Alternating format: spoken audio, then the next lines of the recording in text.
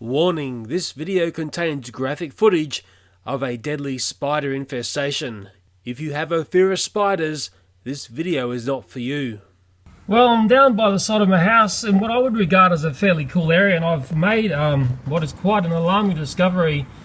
Down between the bricks here, I noticed a messy web, and messy webs tend to mean redback spiders. There's a female there. I haven't looked closely yet. I can't see any males, but I can't see an egg sac, which is maybe a good sign. Now, what I don't like about this is the sort of place where I would normally not find these spiders, because basically it's not really that warm here. I've got a massive problem with redbacks, and I'm just finding them everywhere in places where I normally wouldn't find them.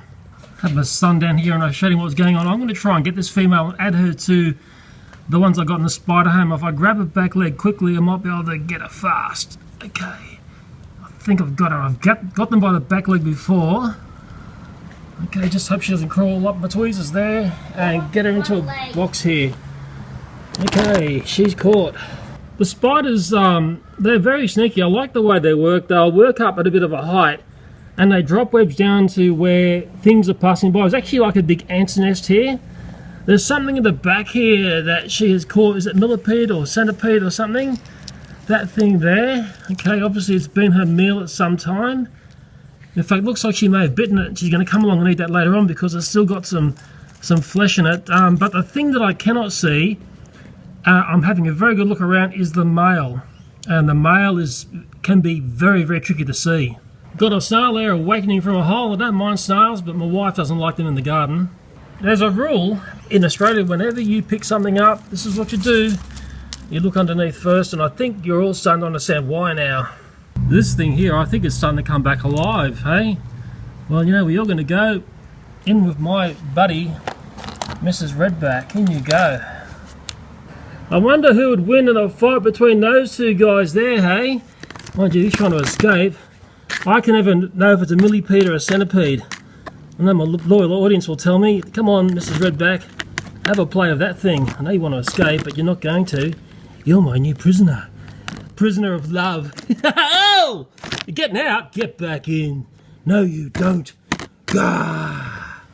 That's the thing about redbacks. When they want to, they can be extremely sprightly spiders. Don't think that they move around slowly. It's funny. I think a lot of people see them as being something that's fairly lazy. When they want to, they can move super fast.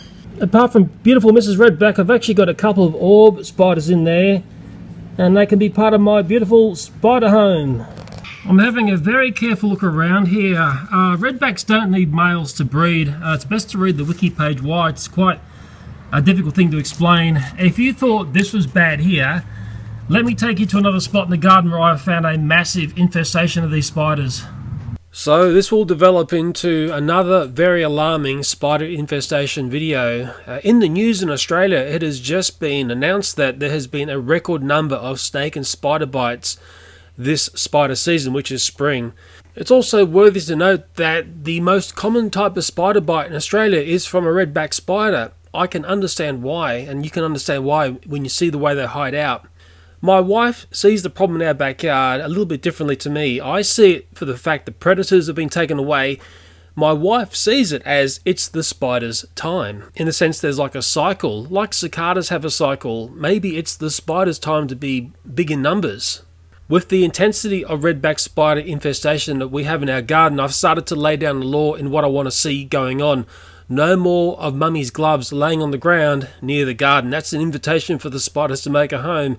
No more leaving toys outside for extended periods of time unless they are the toys that I have laid in a certain spot to study when the spiders come back into the toys. And that's something that I've set up, and I've warned the children not to touch these toys. It took me all day to scrutinise and control the redback infestation around mummy's garden. I had to make some tools to help me along the way, and hopefully when that video gets stitched together and uploaded to YouTube, it may help you solve a problem if you have this style of problem at your place.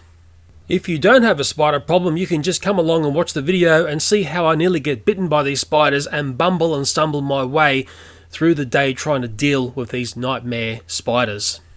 That video is coming soon, and so are the updates to the spider home, which has become really crazy. I better say goodbye here. As always, thanks for watching and bye for now.